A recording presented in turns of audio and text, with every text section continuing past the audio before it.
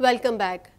Canada کے شہریوں نے کینیڈا ڈے کو بھرپور جوش و جذبے سے منایا۔ مزید تفصیلات اس رپورٹ میں۔ کینیڈا کے شہریوں نے کینیڈا ڈے کو بھرپور جوش و جذبے سے منایا۔ ہفتے کے روز کینیڈا ڈے کے موقع پر گانوں اور خوشیوں کے ساتھ مقامی ڈھول بجانے کی آوازیں گونجی، جب ساحل سے ساحل تک کینیڈین اس تنوع اور آزادی کا جشن منانے کے لیے جمع ہوئے جو ان کے بقول ملک کو خاص بناتے ہیں۔ ملک بھر کی میونسپلٹیوں نے کووڈ-19 وبائی مرض سے پہلے دیکھی جانے والی تقریبات کی صرف واپسی کا نشان لگایا، جس کی وجہ سے کئی برسوں کی منسوخیاں ہوئیں۔ حالانکہ کچھ لوگوں کے لیے معمول پر واپسی ہوا کے معیار اور موسمی حالات کی وجہ سے متاثر ہوئی تھی، جس نے انہیں آتش بازی کے شوز جیسے مارکی ایونٹس کو ختم کرنے پر مجبور کیا تھا۔ لیکن پریڈ، کنسرٹس اور خراج تحسین جو آگے بڑھے، کینیڈین اور معززین نے یکساں طور پر دنیا بھر کے مقامی لوگوں اور ثقافتوں کی روایات کو اجاگر کرنے کے لیے وقت نکالا۔ کینیڈین وزیر اعظم جسٹن ٹروڈو نے آٹاوا میں کینیڈا ڈے کی تقریب کے شرکاء سے خطاب کرتے ہوئے کہا کہ لوگ کینیڈا آ رہے ہیں کہ اسے فخر سے اپنا گھر کہتے ہیں اور اپنی زندگیاں اور اپنی برادریوں اور اپنے ملک کو سب مل کر تعمیر کرتے ہیں۔ انہوں نے کہا کہ ملک نے ہمدردی، مصروفیت، کھلے پن اور جمہوریت کا مظاہرہ کرتے ہوئے جنگل کی آگ اور یورپ میں جنگ جیسے چیلنجز کا مقابلہ کیا ہے۔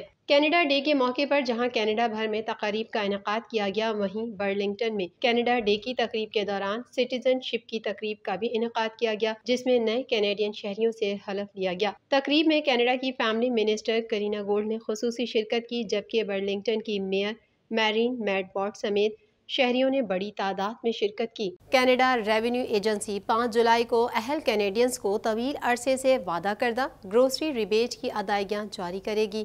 مزید جانیں گے اس رپورٹ میں۔ کینیڈا ریونیو ایجنسی 5 جولائی کو اہل کینیڈینز کو طویل عرصے سے وعدہ کردہ گروسری ریبیٹ کی ادائیگیاں جاری کرے گی۔ پارلیمنٹ کی جانب سے 2023 کے وفاقی بجٹ کے ایک حصے کے طور پر پہلی بار منظر عام پر آنے والے یک وقتی فائدے کو منظور کرنے کے چند مہینوں بعد ادائیگیاں بدھ کو کینیڈینز کے بینک اکاؤنٹس کو متاثر کریں گی۔ فوڈ انفلیشن فوکسڈ افورڈیبلٹی پیمانہ تقریباً 11 ملین کم اور معمولی آمدنی والے کینیڈینوں کے لیے تیار کیا گیا ہے۔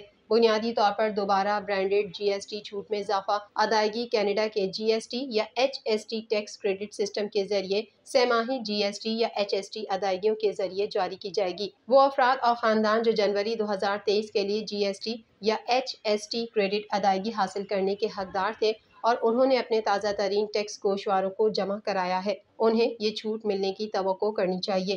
گروسری کی چھوٹ جنوری میں موصول ہونے والی جی ایس ٹی یا ایچ ایس ٹی کریڈٹ رقم کے دگنے کے برابر ہوگی۔ وہ رقم جو اہل افراد دیکھنے کی توقع کر سکتے ہیں، اس کا حساب ہر خاندان کی صورتحال اور ایڈجسٹ شدہ خاندان کی خالص آمدنی کی بنیاد پر کیا جاتا ہے۔ اہل افراد کو ان کے خاندان کے افراد کی بنیاد پر کم سے کم $234 اور زیادہ سے زیادہ $628 ادا کیے جائیں گے۔ کینیڈا کی حکومت نے اسرائیل کی طرف سے مقبوضہ مغربی کنارے میں 5700 سے زائد آبادکاری یونٹس کی منظوری کی مذمت کرنے والے اتحادیوں کے ایک گروپ میں شمولیت اختیار کی ہے۔ مزید احوال اس رپورٹ میں۔ کینیڈا کی حکومت نے اسرائیل کی طرف سے مقبوضہ مغربی کنارے میں 5700 سے زائد آبادکاری یونٹس کی منظوری کی مذمت کرنے والے اتحادیوں کے ایک گروپ میں شمولیت اختیار کی ہے۔ یہ اقدام خطے میں بڑھتے ہوئے تشدد کے درمیان سامنے آیا ہے۔ آسٹریلوی اور برطانیہ کے ہم منصبوں کے ساتھ ایک مشترکہ بیان میں کینیڈا کی خارجہ امور کی وزیر میلانیہ جولی کا کہنا ہے کہ انہیں اس اقدام پر سخت تشویش ہے۔ بیان میں کہا گیا کہ بستیوں کی مسلسل توسیع امن کی راہ میں رکاوٹ ہے اور دو ریاستی حل کے لیے مذاکرات کے ذریعے کوششوں کو منفی طور پر متاثر کرتی ہے۔ ہم اسرائیل کی حکومت سے ان فیصلوں کو واپس لینے کا مطالبہ کرتے ہیں۔ اس سے قبل اسرائیل کے وزیر اعظم بنجمن نیتن یاہو کی انتہائی دائیں بازو کی مخلوط حکومت نے مغربی کنارے میں 5700 سے زیادہ نئے سیٹلمنٹ یونٹس کی منظوری دی۔ زیادہ تر بین الاقوامی برادری 1967 کی مشرق وسطیٰ کی جنگ میں اسرائیل کی طرف سے قبضے کی زمین پر تعمیر کی گئی بستیوں کو غیر قانونی اور اشتعال انگیزی کے طور پر دیکھتی ہے۔ اسرائیل فلسطین جاری تنازع میں ان کی موجودگی بنیادی مسائل میں سے ایک ہے۔ فلسطینی سڑکوں پر حملوں اور اسرائیلی آبادکاروں کی جارحیت کے درمیان گزشتہ 15 ماہ سے درجہ حرارت میں اضافہ ہو رہا ہے۔ مشترکہ بیان میں کہا گیا ہے کہ اسرائیل اور مغربی کنارے میں تشدد کے چکر کو توڑنا چاہیے۔ ہم اسرائیل اور مغربی کنارے میں مسلسل تشدد اور جانوں کے ضیاع سے بھی سخت پریشان ہیں۔ قبل ازیں امریکہ نے بھی نئی بستیوں کی مذمت کی تھی۔ سعودی عرب کی وزارت خارجہ کی طرف سے جاری بیان میں کہا گیا ہے کہ سویڈن کی ایک مسجد کے باہر قرآن پاک کو نذر آتش کرنے کا گھناؤنا فعل ناقابل قبول اور گھٹیا حرکت ہے۔ مزید احوال اس رپورٹ میں۔ سعودی عرب نے قرآن پاک کی بے حرمتی کے واقعے پر سویڈن کے سفیر کو طلب کر لیا۔ سعودی عرب کی وزارت خارجہ کی طرف سے جاری بیان میں کہا گیا ہے کہ سویڈن کی ایک مسجد کے باہر قرآن پاک کو نذر آتش کرنے کا گھناؤنا فعل ناقابل قبول اور گھٹیا حرکت ہے۔ ریاض میں سویڈن کے سفیر کو وزارت خارجہ طلب کر کے اسٹاک ہوم میں انتہا پسند جنونی شخص کی جانب سے قرآن پاک کے اوراق نذر آتش کرنے کی گھناؤنی حرکت کو سنگین جرم قرار دیتے ہوئے انتہا پسند شخص کے خلاف کارروائی کا مطالبہ کیا گیا۔ دوسری جانب سویڈن میں قرآن پاک کی بے حرمتی کے واقعے کے بعد جدہ میں OIC کے بلائے گئے ایک غیر معمولی اجلاس کے بعد جاری بیان میں تنظیم کے سیکریٹری جنرل حسین ابراہیم طہا نے کہا کہ ہمیں بین الاقوامی قانون کے فوری اطلاق کے حوالے سے عالمی برادری کو مسلسل یاد دہانی کرانی چاہیے جو واضح طور پر مذہبی منافرت کے کسی بھی وکالت کو منع کرتا ہے۔ اسلامی تعاون تنظیم نے کہا ہے کہ قرآن پاک کی بے حرمتی کے واقعات کو روکنے کے لیے اجتماعی اقدامات کی ضرورت ہے اور مذہبی منافرت کو روکنے کے لیے بین الاقوامی قانون کا استعمال کیا جانا چاہیے۔ ایرانی وزیر خارجہ حسین امیر عبداللہیان نے سماجی رابطے کی ویب سائٹ پر کہا کہ ایران سویڈن کی حکومت کی جانب سے قرآن پاک کی بے حرمتی کا اجازت نامہ جاری کرنے کی وجہ سے اپنے نئے سفیر کو وہاں نہیں بھیج رہا۔ اگرچہ ایران کے نئے سفیر کو سویڈن بھیجنے کے لیے انتظامی طریقہ کار مکمل کر لیا گیا ہے لیکن وزارت خارجہ کا فی الحال وہاں قرآن کریم کی توہین کی وجہ سے نئے سفیر کو اس ملک بھیجنے کا کوئی منصوبہ نہیں ہے۔ فرانس میں الجیرین نوجوان کو پولیس کی جانب سے قتل کیے جانے کے بعد اقوام متحدہ کے انسانی حقوق کے دفتر نے فرانس پر زور دیا کہ وہ اپنے سیکیورٹی اداروں میں نسلی امتیاز پر مبنی اصولوں کا قلع قمع کرے۔ مزید احوال اس رپورٹ میں۔ فرانس میں الجیرین نوجوان کو پولیس کی جانب سے قتل کیے جانے کے بعد اقوام متحدہ کے انسانی حقوق کے دفتر نے فرانس پر زور دیا کہ وہ اپنے سیکیورٹی اداروں میں نسلی امتیاز پر مبنی اصولوں کا قلع قمع کرے جبکہ فرانسیسی پولیس کے خلاف دارالحکومت پیرس میں 17 سالہ نوجوان کی ہلاکت کے خلاف فرانس کی سڑکیں چھٹے دن بھی میدان جنگ بنی رہیں۔ فرانس میں مظاہرین نے میئر کا گھر بھی جلا دیا۔